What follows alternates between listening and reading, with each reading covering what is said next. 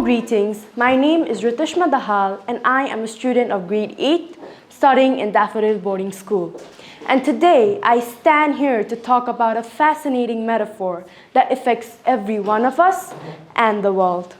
Doomsday clock. The doomsday clock is not just a symbol or a theory. It is a real scientific measure that shows us how close we are to global destruction. And right now, we are closer to midnight than we have ever been. But what does this actually mean? And most importantly, what can we do about it? The doomsday clock was created in 1947 by the scientists who just helped create the atomic bomb. These were not ordinary people. These were the very minds behind creating the world's most powerful weapon. And they understood something terrifying. We had created a force capable of wiping out an entire civilization, and it was up to us to control it. The Bulletin of Atomic Scientists created the clock as a symbol or a warning to show how close we are to self-destruction. Midnight represents the moment where we cannot go back.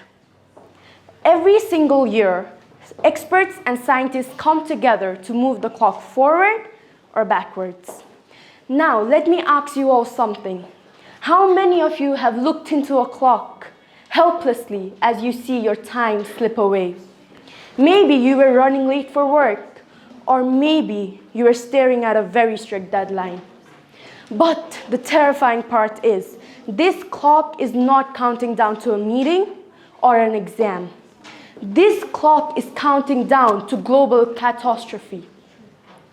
Now, imagine a big clock behind me on this wall, slowly inching forward.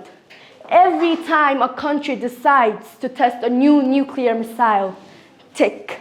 Every time a new rainforest is destroyed, tick.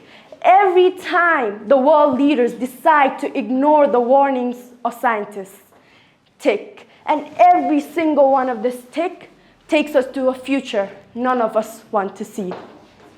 But how did we get here? First, nuclear war. Right now, about 9 countries hold the power to wipe out entire cities with the press of a button. That's right, a single red button. Tension between world powers are rising, and with every failed peace talk, the clock, well, it just keeps moving forward. Second, climate change. The scientists have warned us for decades, but we are still here, debating and delaying. The Earth does not wait for politics, and the ice caps won't stop melting because it's inconvenient. But what we all forget is that we are the ones who set the clock on this. And we are the ones who push it forward, but we also hold the power to push it back. Every time world leaders come together and decide to reduce nuclear weapons, take back. Every time we invest in renewable energy, take back. And every single time we choose compromise over conflict, take back. But the question is, will we act before midnight? I want you all to feel empowered because history has taught us small actions cause big changes.